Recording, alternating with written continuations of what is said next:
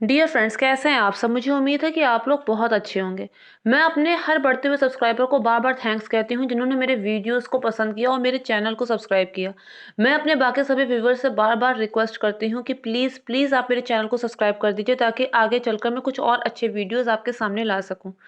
Title पढ़ के आपने जान लिया होगा कि मैं किस बारे में बात करने जा रही हूँ। इसमें मैं अपने पॉइंट ऑफ व्यू भी रखूँगी, लेकिन वो सब आपको वीडियो के एंड में पता चलेगा, तो प्लीज़ इसे एंड तक ज़रूर देखिए और इसके एंड को मिस मत कीजिए।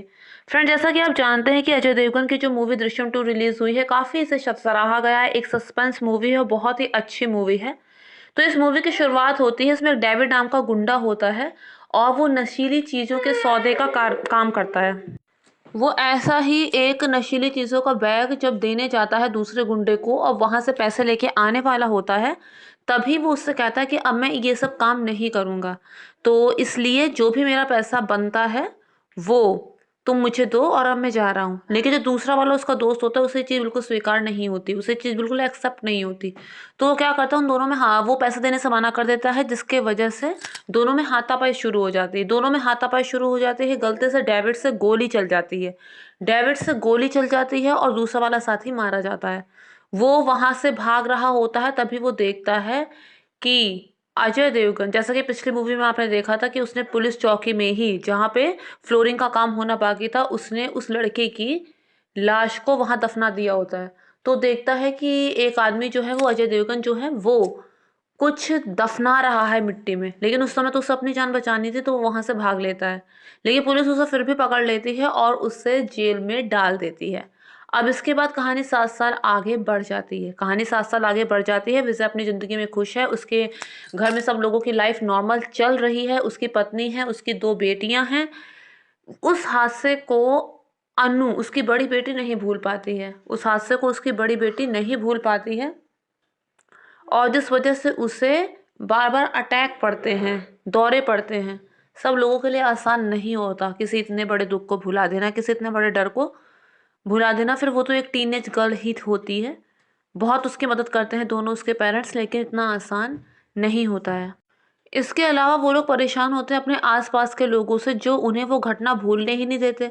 सब लोग अंदर ही अंदर जानते थे कि मारा इसी ने है, लेकिन वो इसी चीज़ को घुमा फिरा के बातों के ज़रिए बार बार उनके परिवार को ये वाली बात याद दिलाते रहते थे। वो लोग भी उस हादसे को नहीं भूल पा रहे थे। यानी कि वो लोग, उन लोगों की लाइफ नॉर्मल और शांति से चल तो रही थी, लेकिन दिमाग में जो उथल पुथल थी वो तो खाली वही लोग समझ ही पा रहे थे। उनके पड़ोस में एक आदमी अपनी बीवी के साथ रहता है जो शराब पी के अपनी पत्नी को बहुत मारता पीटता है। और विजय की पत्नी नंदिनी, उसे ये चीज़ पसंद नहीं आती, उसे ये चीज़ बहुत बुरी लगती है। वो उसकी पत्नी से कहती है कि उसे अपने पति के खिलाफ एक्शन लेना चाहिए, वरना वो हमेशा ऐसे ही करता रहेगा। दोनों को समझाने की कोशिश करते हैं, लेकिन उसका जो पति होता है वो समझने वाली चीज़ नहीं होता है, जिस वजह से पुलिस कंप्लेन हो जाती है। इधर जब पुलिस कंप्लेन हो जाती है, उधर डेविड जो होता है वो भी काम की तलाश में इधर उधर जाता है। तो उससे कोई बताता है कि तुम विजय से काम मांगो, वो तुम्हें काम दे सकता है। क्योंकि उस टाइम पे विजय दो दो ऑफिस संभाल रहा होता है। एक तरफ उसका केबल टीवी का जो बिजनेस होता है वो चल रहा होता है, उसके अलावा वो थिएटर का बिजनेस भी कर रहा होता है। डेविड जब उसे देखता है तो उसे देख के कंफ्यूज हो जाता है कि मैंने इसे कहीं देखा तो है, लेकिन उसे याद नहीं आ रहा होता, जिस वजह से वो वहां से चला जाता है। इधर जो सैम के मम्मी पापा होते हैं वो हमेशा उसके मरने के बाद हर साल इंडिया आते हैं और अपने बेटे की आत्मा की शांति के लिए पूजा करते हैं। सैम का जो पिता होता है वो विजय से बार बार रिक्वेस्ट करता है कि तुम मुझे प्लीज़ बता दो कि मेरे बेटे की बॉडी कहाँ है, ताकि मैं उसका अंतिम संस्कार कर सकूं और उसकी आत्मा को शांति मिले। इस पर विजय बहुत ज़्यादा नाराज़ हो जाता है और वो उनसे मिलने तक से मना कर देता है। इसके बाद कहानी और आगे बढ़ती है। विजय मूवी बनाना चाहता था और जिसके लिए वो निर्देशक से बात कर भी चुका होता है। लेकिन कहानी उन्होंने लिखी भी होती है, पर उसके क्लाइमैक्स से विजय संतुष्ट नहीं होता। उसने कहा कि जब तक क्लाइमैक्स उसके मन मुताबिक नहीं होगा, तब तक ये मूवी रिलीज नहीं हो सकती। वो उसका क्लाइमैक्स बहुत अच्छा देखना चाहता था और क्लाइमैक्स उसके मन मुताबिक नहीं होता है। इस पर विजय जो होता है उसके 2 लोगों से दोस्ती होती है। एक जो होता है वो मुर्दों को दफनाने का काम करता है कब्रिस्तान में, वो बहुत गरीब होता है। विजय पैसों से उसकी बार बार बार मदद करता रहता है। दूसरा आदमी जो होता है वो वॉचमैन होता है एक लेबोरेटरी का, जहाँ पर कंकाल या फिर डेड बॉडी आती है जिनकी जांच होती है कि जेंडर क्या है, मरने का कारण क्या है, मरने वाले की उम्र कितनी है, और और उसका डीएनए क्या है। तो वहाँ का जो नाइट वॉचमैन होता है वो इकलौता नाइट वॉचमैन जो वहाँ पर रात में रुकता है, उससे विजय की बहुत अच्छी दोस्ती होती है। वो फिल्म में काम करना चाहता है और विजय मूवी बना रहा होता है, तो कुछ ये कारण भी होता है दोस्ती का। इसके अलावा वो शराब का भी आदी होता है और विजय इस चीज़ का उसका फ़ायदा उठाता है। इसके बाद जो सैम के मम्मी पापा होते हैं उसमें जो उसकी माँ होती है वो इस चीज़ को मानने को तैयार नहीं होती कि वो इस तरह से अपने बेटे के हत्यारे को ऐसे ही छोड़ दे। वो चाहते थे कि जो दुख उसने भोगा है उसकी सज़ा विजय और उसकी फैमिली को ज़रूर मिले, जिसके लिए वो हर संभव प्रयास करती है। वो जो अक्षय खन्ना जो यहाँ पर आईजी होता है उससे संपर्क करती है और वो लोग विजय पर नज़र रखते हैं। यहाँ पर एक बात और सामने आती है कि उसके पड़ोस में जो पति पत्नी होते हैं जिसमें से आदमी शराब पी के अपनी बीवी को मारता है, दरअसल में वो लोग कोई आम नागरिक नहीं होते, बल्कि वो लोग पुलिस ऑफिसर होते हैं और उनका काम खाली विजय पे नज़र रखने का होता है। वहीं लोग मौका पाकर विजय के घर के हर कमरों में रिकॉर्डर माइक रख देते हैं ताकि उनके द्वारा की गई आपस में बातचीत रिकॉर्ड हो जाए और उन्हें सैम के मरने का कोई क्लू मिल सके। लेकिन वो लोग आपस में ऐसे कोई बात करते ही नहीं है कि उसमें ऐसा कुछ रिकॉर्ड हो।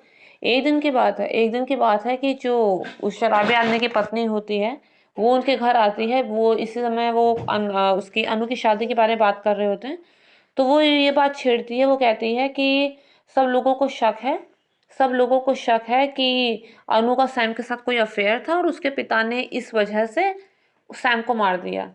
इस पर नंदिनी बहुत ज़्यादा गुस्सा हो जाती है और कुछ ऐसी बातें भी बोल जाती है जो उसे नहीं बोलनी चाहिए थी, लेकिन ऐन मौके पे जब उसको याद आता है वो अपने आप को रोक लेती है।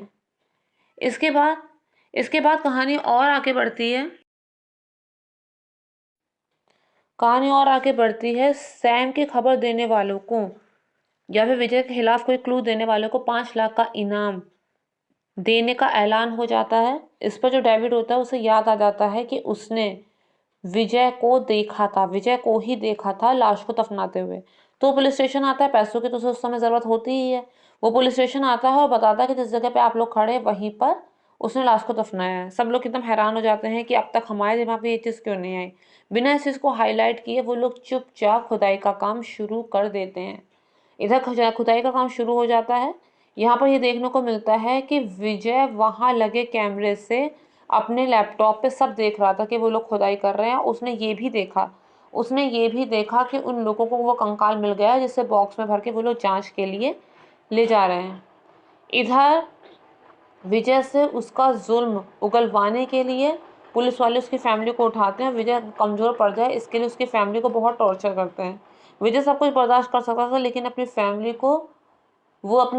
को तकलीफ में नहीं देख सकता था, इसलिए उसके सब्र का बांध टूट जाता है। वो कहता है मैं सब कुछ सच बताने के लिए तैयार हूँ। विजय कहता है कि सैम को उसी ने ही मारा है और उसकी फैमिली का इसमें कोई हाथ नहीं है, फैमिली की इसमें कोई गलती नहीं है। वो ये नहीं बताता कि उसने सैम को किस वजह से मारा है और ये भी नहीं बताता कि उसकी लाश कहाँ है, कुछ नहीं कहता। बस इतना कह देता कि हाँ मैंने ही सैम को मारा है। अब इसके बाद कहानी और आगे बढ़ती है। जब ये बात मीडिया में आती है तो वो जो निर्देशक होता है वो बहुत ज़्यादा परेशान हो जाता है जिससे उसने बात की होती है। मुराद अली नाम होता है उसका, और वो सैम के मम्मी पापा के पास और जो अक्षय खन्ना आईजी होता है उसके पास आते हैं। उसके पास आता है और बताता है कि 7 साल पहले की बात है, ये विजय मेरे पास आया था। उसने अपना नाम मुझे ये नहीं बताया था, नाम उसने मुझे अपना कुछ और बताया था। उसने कहा था कि वो मेरे साथ मिलकर एक मूवी बनाना चाहता है, लेकिन उस मूवी के एंड से हम लोग खुश नहीं थे, तो इसलिए उसने कहा था कि जब तक इसका क्लाइमैक्स ना हो तब तक ये मूवी ना रिलीज। उसके बाद वो जुट जाता है क्लाइमैक्स का एंड लिखने में। इस मूवी की कहानी कुछ इस तरह से होती है कि एक आम लड़का होता है। वो किसी पार्टी में जाता है, वहाँ पर किसी बहुत बड़े बिल्डर का लड़का भी होता है और उस आम लड़के की महिला मित्र को वो बिल्डर का लड़का छेड़ देता है। वो बार बार उसे वहाँ से हटाने की कोशिश करता है, लेकिन वो अपनी बदतमीजी से बाज नहीं आता। इस पर वो आम लड़का होता है वो उस बिल्डर के लड़के को एक चांटा मार देता है। अब उस बिल्डर के लड़के को लगता है कि ये तो मेरी सबके सामने इंसल्ट हो गई। इस पर वो उन दोनों के पीछे लग जाता है। दोनों में हाथापाई होती है, मारपीट होने लगती है और उसके बाद वो जो बिल्डर का लड़का मर जाता है। तो फिर जो दूसरा लड़का होता है उसका बाप जब घर पे आता है तो वहाँ पे उसे हैरान परेशान बैठा देखता है, तो ये जानता था कि ये बिल्डर का लड़का है और अगर ये चीज़ हाईलाइट हो गई तो उसके लड़के की ज़िंदगी बर्बाद हो जाएगी। जब उसे इस बात का पता चलता है तो वो उसी बिल्डर की हाल फिलहाल में बनी एक बिल्डिंग में उस लड़के की लाश को दफना देता है। किसी को पता नहीं चलता, लेकिन उसे पता होता है कि एक ना एक दिन तो पकड़ा ही जाएगा, तो वो अपने खिलाफ सबूत ढूंढना शुरू कर देता है। उसके बाद एक दिन वो लाश जो होती है पुलिस के हाथ लग जाती है और इस तरह से उसको सज़ा हो जाती है। पर वो दोनों कह रहे थे कि निर्देशक कि हम इस एंड से संतुष्ट नहीं थे, तो इसलिए एंड बदलने का हमने सोचा। इधर जब विजय बात कर रहा होता है उस वॉचमैन से शराब पीकर, तो वो ये भी साथ में कहता है, जो वॉचमैन होता है वो ये कहता है कि अगर आपकी कहानी किसी ने चोरी कर ली तो उसने कहा था कि मैं ऑलरेडी अपनी कहानी को एक बुक के रूप में छपवा चुका हूँ, तो इसलिए किसी के चोरी करने का कोई मतलब ही नहीं बनता है। उसकी स्टोरी दृश्यम 2 नाम से मार्केट पर आ गई होती है। इधर विजय उस निर्देशक से पूछता है कि अगर किसी की डेड बॉडी मिल जाती है तो उसके आगे का क्या प्रोसीजर होता है। वो उससे बताता है कि आगे का ये प्रोसीजर होता है कि जेंडर क्या है उस कंकाल का, उसकी जांच होती है, मौत कैसे हुई इस बात की जांच होती है, इसके अलावा उसका डीएनए भी होता है। उसके बाद ये कंफर्म होता है कि लाश किसकी है। तो वो कहता है कि तो इस तरह से कहानी मोड़ी जा सकती है। इधर वो कन्फेशन रूम में सब कुछ तो बता ही चुका होता है जब पुलिस उसे अरेस्ट कर लेती है और उसके बीवी बच्चों को बहुत ज़्यादा टॉर्चर करना शुरू कर देती है। तो अपने बीवी बच्चों को तकलीफ से बचाने के लिए वो कन्फेशन रूम में तो सब कुछ सच बता ही चुका होता है। लेकिन जब अदालत में पूछा जाता है उससे तो वो साफ मुकर जाता है। कहता है कि पुलिस ने ज़बरदस्ती मुझसे बयान बुलवाया है और मेरी इसमें कोई गलती नहीं है और मुझसे कहा गया था ऐसा बोलने के लिए। इधर जब वो लाश का डीएनए आता है तो पता चलता है कि उस सैम की बॉडी है ही नहीं। इस पर यहाँ पे ये पता चलता है कि जिस दिन से उन पर जो केस हुआ था वो ठंडा पड़ा था, तभी से विजय इस फिराक में लग गया था कि आगे चलकर अगर पुलिस को बॉडी मिल भी जाए तो भी वो ना फंसे, क्योंकि वो जानता था कि पुलिस को एक ना एक दिन तो बॉडी मिल ही जाएगी। इस पर विजय क्या करता है, इस पर विजय उसी दिन से, पहले ही दिन से एक ऐसी बॉडी की खोज करता है जिसकी उम्र सैम के बराबर हो, जिसकी मौत भी सर पे चोट लगने की वजह से हुई हो, उसकी कद काठी भी सैम जैसी ही हो। उसे ऐसी ही एक बॉडी मिल जाती है। फिर उसके बाद उसके माता पिता तो उस बॉडी को कब्रिस्तान में दफना चुके होते हैं। इस पर विजय क्या करता है, कब्रिस्तान के उस आदमी से दोस्ती कर लेता है। वो जानता था कि वो बहुत गरीब आदमी है, तो उसकी बार बार पैसों से और हर तरह से मदद करता है। उसके बाद वो वेट करता है, उस आदमी से मिलता जुलता रहता है और वेट करता है उसके कंकाल बनने का, उस बॉडी के कंकाल बनने का। और जब उसे पता चलता है कि इतने दिन में बॉडी कंकाल में बदल जाती है, तब तब वो उससे कहता है कि मुझे इस तरह से तुम्हारी ज़रूरत है, मुझे वो बॉडी चाहिए। क्योंकि वो उसके एहसान तले दबा होता है तो वो उसको मना नहीं कर पाता, वो बॉडी उसको दे देता है। उसके बाद तो निर्देशक से वो ये पता कर ही लेता था कि क्या होता है, क्या प्रोसीजर होता है किसी भी लाश के मिलने के बाद उसके बारे में पता लगाने का। तो उससे पता चलता है कि लेबोरेटरी में उसकी जांच होगी, तो उसी लेबोरेटरी के वॉचमैन से उसकी पहले ही दोस्ती हो गई होती है, जहाँ पर हम देखते हैं कि वो जिसके साथ बैठ के शराब पीता है वो उसी लेबोरेटरी का वॉचमैन होता है। तो वो क्या करता है कि एक दिन उससे पार्टी के बहाने उसी जगह पर शराब पीने को जो कहता है, वो खुद एक घूंट भी शराब नहीं पीता और उसे पिलाता रहता है। उसके बाद वो चाबी हथियार लेता है जब वो शराब के नशे में बिल्कुल धुत हो जाता है, और उसके बाद वो सैम की बॉडी से उस लड़के की बॉडी को बदल देता है। तो यहाँ पर जब जांच होती है तो पता चलता है कि उस सैम की बॉडी है ही नहीं, और इस तरह से विजय बाइज्जत रिहा हो जाता है। यहाँ पे सबको पता चल गया कि जो जो कुछ भी हुआ है किया विजय ने ही है, लेकिन उसका कोई प्रूफ नहीं है किसी के पास। तो फ्रेंड्स, इस कहानी से एक सबसे बड़ी बात ये सामने आती है कि चाहे कोई कितनी ही चालाकी से कितना बड़ा अपराध क्यों ना कर ले, उसके बारे में सबको पता चलता ही चलता है। सच ऐसी चीज़ ही होती है जो भले देर से सामने आए, वो सामने आती ही आती है। लेकिन यहाँ पर विजय की किस्मत उसका साथ देती है हर जगह। क्यों होता होगा ऐसा? ऐसा इसलिए होता है क्योंकि विजय ने जानबूझ के कोई गलत काम नहीं किया था।